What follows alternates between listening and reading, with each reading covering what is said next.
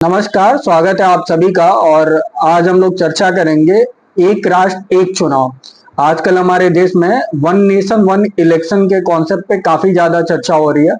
तो इस वीडियो के माध्यम से हम लोग जानने का प्रयास करेंगे कि एक राष्ट्र एक चुनाव की संकल्पना या कॉन्सेप्ट क्या है और इसको लागू करने से क्या फायदा या नुकसान हो सकता है, क्या क्या चुनौतियां होंगी और कौन सी समिति का गठन किया गया जिसके द्वारा जो है इस संकल्पना को लागू करने का सुझाव दिया गया और सुझाव में क्या क्या बातें हैं, इन सारे विषयों पे जानने का हम लोग प्रयास करेंगे।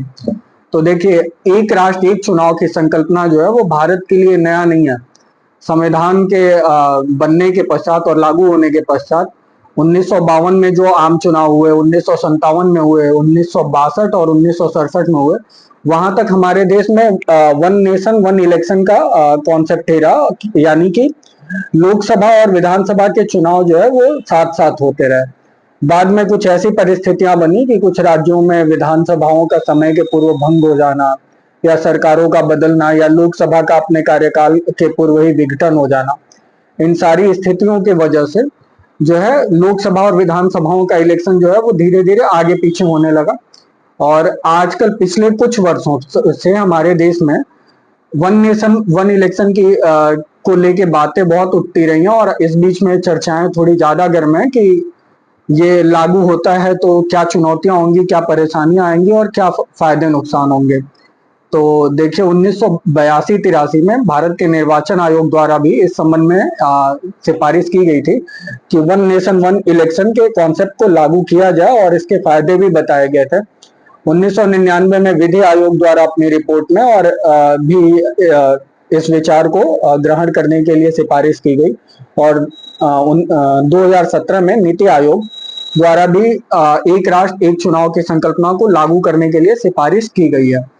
तो साथियों, इधर जब चर्चाएं तेज हुई तो 1 सितंबर 2023 को केंद्र सरकार द्वारा एक समिति का गठन किया गया और समिति के अध्यक्ष पूर्व राष्ट्रपति श्री रामनाथ कोविंद जी थे और उनकी 8 सदस्यीय समिति द्वारा जो है अभी 14 मार्च 2024 को जो है अपनी रिपोर्ट सौंपी गई और उस रिपोर्ट में क्या क्या बातें हैं उसको एक एक करके हम लोग चर्चा करेंगे कि ये जो रिपोर्ट है पूर्व राष्ट्रपति रामनाथ कोविंद जी की समिति द्वारा दिया गया, उसमें 8,626 पन्ने हैं और इस रिपोर्ट में बताया गया है कि बहुत सारे देशों के चुनावी प्रक्रियाओं का अध्ययन करके, जिसमें से 7 प्रमुख देश हैं, स्वीडन, बेल्जियम, जर्मनी, दक्षिण अफ्रीका, जापान, फिलीपींस और इंडोनेशिया। इन देशों की चुनावी प्रक्रिया का अध्ययन किया गया है समिति द्वारा और जो रिपोर्ट सौंपी गई है उसके अनुसार सभी राज्यों के रिपोर्ट में जो जो बिंदु दिए गए हैं उस पर एक एक करके चर्चा कर लेते हैं। समिति की रिपोर्ट के अनुसार सभी एक तो ये चीज किया जा सकता है कि सभी राज्यों की विधानसभाओं का कार्यकाल जो है वो 2029 तक बढ़ा दिया जाए। और दूसरा, अविश्वास प्रस्ताव हंग असेंबली, यानी कि किसी भी पक्ष को बहुमत नहीं मिलने की स्थिति में या राज्यों की विधानसभाओं का समय पूर्व विघटन हो जाने की स्थिति में जो नई विधानसभा गठित होगी उसको 5 वर्षों के लिए चुना जाएगा। और इस कोविंद समिति की सिफारिश के अनुसार जो चुनाव होंगे वो 2 चरणों में होंगे। प्रथम चरण में लोकसभा और विधानसभा के चुनाव होंगे और द्वितीय चरण में जो कि लोकसभा और विधानसभा के चुनाव के 100 दिनों के अंदर कर लिया जाएगा, उसमें जो है पंचायतों, नगर पालिकाओं और नगर पंचायत के इलेक्शन होंगे। और इसका फायदा कमेटी ने बताया है कि एक ही वोटर लिस्ट से दोनों चरणों का जो है वो चुनाव हो सकेगा। और समिति की रिपोर्ट में ये भी बातें आई हैं कि इसके लिए पहले से हम लोगों को रिसोर्सेज को कलेक्ट कर लेना होगा, उनको मैनेज कर लेना होगा, जैसे ईवीएम वगैरह, और सुरक्षा बलों की भी पूर्व से प्लानिंग कर लेना जो होगा वो हितकर होगा। तो अब ये जो है, ये सारी बातें जो है वो समिति की रिपोर्ट में रहा है। और अब हम लोग चर्चा कर लेते हैं कि समिति द्वारा जो रिपोर्ट दिया गया उसमें उससे क्या क्या लाभ हो सकता है अगर वन नेशन वन इलेक्शन के कॉन्सेप्ट को लागू किया जाता है। तो चुनावों पे होने वाले पहला सबसे मुख्य बिंदु जो है वो ये है कि चुनाव पे होने वाले खर्चों में कमी आएगी।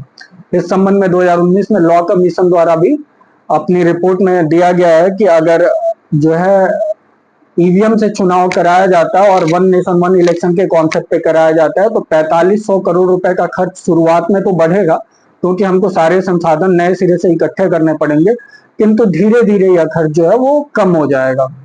और अगर इस कॉन्सेप्ट को लागू किया जाता है तो दूसरा इसका लाभ होगा कि बार बार होने वाले चुनावों की जटिलता से मुक्ति मिलेगी, क्योंकि भारत के बारे में कहा जाता है कि कहीं ना कहीं ये चुनाव में रहने वाला देश है। हर महीने जो है वो कहीं किसी ना किसी, हमेशा ही किसी ना किसी विधानसभा का चुनाव होता रहता है, कभी पंचायत, कभी नगर पालिका, ये सारे चुनाव कभी ना कभी होते ही रहते हैं देश में।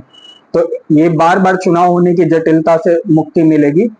प्रशासन द्वारा चुनाव कराने की जगह पे विकास के कार्यों पे ध्यान दिया जाएगा, और बार बार आचार संहिता लगने से भी परेशानियां होती हैं कि नई विकास की नीतियां नहीं बन पाती हैं, जो योजनाएं या परियोजनाएं संचालित होने वाली होती हैं वो बीच मझधार में ही फंस जाती हैं। तो इस तरीके से बार बार आचार संहिता लगने से भी मुक्ति मिलेगी।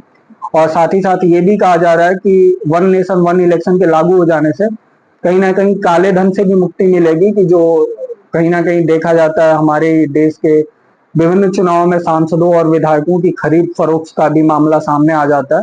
तो इन सारी चीजों से भी मुक्ति मिलेगी।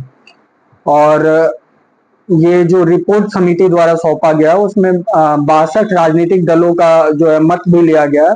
इन 62 राजनीतिक दलों में 32 राजनीतिक दलों द्वारा जो है वन नेशन वन इलेक्शन, एक राष्ट्र एक चुनाव के मामले पे अपनी सहमति व्यक्त की गई है। और वहीं 15 राजनीतिक दलों द्वारा इसका विरोध किया गया है, और 15 राजनीतिक दल ऐसे भी हैं जिनके द्वारा ना तो इस संकल्पना का समर्थन किया गया और ना ही विरोध किया गया। तो अब हम लोग चर्चा कर लेते हैं कि क्या क्या चुनौतियां होंगी। तो सबसे बड़ी चुनौती होगी कि या तो विधानसभा का कार्यकाल, पहली चुनौती यही होगी कि या तो विभिन्न विधानसभाएं हैं हमारे देश की, उनका कार्यकाल या तो बढ़ा दिया जाए 2029 तक, और नहीं तो विधानसभाओं को समय के पूर्व सारी विधानसभाओं को भंग करके एक साथ चुनाव कराना पड़ेगा। और इसके लिए संविधान में और अन्य कानूनों में भी संशोधन की आवश्यकता होगी। और इसके लिए लोक प्रतिनिधित्व अधिनियम 1951 में भी संशोधन की आवश्यकता होगी। तो ये सारी चुनौतियां जो होंगी वो कहीं ना कहीं इसका सामना करना पड़ेगा। और जो लोग इस संकल्पना का आलोचना कर रहे हैं उनके द्वारा दिए जा रहे पॉइंट ये है कि इससे संघवाद को धक्का लगेगा और कहीं ना कहीं केंद्र प्रभावी रहेगा। जो भी लोग संकल्पना को क्रिटिसाइज कर रहे हैं उनका कहना है कि जब एक साथ चुनाव होंगे तो केंद्र ज्यादा प्रभावी रहेगा, क्योंकि लोगों के लिए राज्य या क्षेत्रीय मुद्दे गौड़ हो जाएंगे और लोग जो है केंद्रीय दलों को ही ज्यादातर चुनेंगे। तो इस तरीके का भी जो है आलोचना सामने आ रहा है कि हमारे देश में जो है चुनावी शिक्षा का भी अभाव है। तो वोटर्स अगर एक बार गलती कर लेंगे तो कहीं ना कहीं सरकारें जो डरती हैं कि अगर वो लोकसभा चुनाव में गलती कर दी है तो विधानसभा में जो है जनता द्वारा उनको नकार दिया जाएगा। तो इससे ये भी एक खतरा बढ़ने की संभावना हो जाएगी कि जो सरकारें होंगी वो थोड़ी निरंकुश हो जाएंगी। तो ऐसी आलोचना की जा रही है लोगों के द्वारा। और अगर साथ ही साथ ये भी एक संकल्पना, ये भी एक बात समझने वाला जो है वो आवश्यक है कि वन नेशन वन इलेक्शन, एक राष्ट्र एक चुनाव के प्रस्ताव को कैबिनेट द्वारा स्वीकार कर लिया गया है। और आने वाले शीतकालीन सत्र में पूरी संभावना है कि इसके लिए विधेयक को प्रस्तुत कर दिया जाएगा। तो जब विधेयक प्रस्तुत किया जाएगा तो उसके बाद जो है उसको कानून में परिवर्तित होने के लिए आवश्यक होगा कि विशेष बहुमत से जो है उस विधेयक को पारित किया जाए। और विशेष बहुमत के लिए आवश्यक है कि कुल सदस्य संख्या के बहुमत और उपस्थित एवं मतदान करने वाले सदस्यों के 2/3 बहुमत से जो होगा उस विधेयक को पारित करना होगा। और पारित करने के उपरांत जो है वो लगभग 15 राज्यों के अनुसमर्थन की भी आवश्यकता होगी। और जब ये अनुसमर्थन प्राप्त हो जाएगा तो उसके बाद राष्ट्रपति महोदय की अनुमति के पश्चात जो होगा ये विधेयक कानून में परिवर्तित हो जाएगा और ये संकल्पना हमारे देश में लागू हो जाएगी। तो साथियों, निष्कर्ष रूप में कहा जा सकता है कि एक राष्ट्र एक चुनाव का फॉर्मूला जो है वो कहीं ना कहीं सही है। बस ये है कि इसको लागू करने के लिए कोई जल्दबाजी नहीं किया जाना चाहिए, क्योंकि कोई भी समस्या जो है वो समाधान शून्य नहीं होता है। आवश्यक है कि जनमत संग्रह कराया जाए या लोगों की राय ली जाए, उस पर व्यापक विचार विमर्श के उपरांत अगर ये लगता है कि ये हमारे देश के लिए, हमारे दुनिया के सबसे बड़े लोकतंत्र के लिए अच्छा और हितकर होगा, तो इस संकल्पना को लागू किया जाना चाहिए। और कमेंट में आप लोग बताइएगा कि आपकी क्या राय है, क्या एक राष्ट्र एक चुनाव की संकल्पना का लागू होना जो है वो हमारे देश के लिए हितकर रहेगा, क्योंकि आलोचक गण का ये भी मानना है कि ये आवश्यक नहीं है कि इससे चुनावी खर्चों में कमी आए। ऐसा कुछ फुल प्रूफ फॉर्मूला नहीं मिला है। तो आप लोग अपने विचार कमेंट सेक्शन में जरूर ही व्यक्त करिएगा। बहुत बहुत धन्यवाद।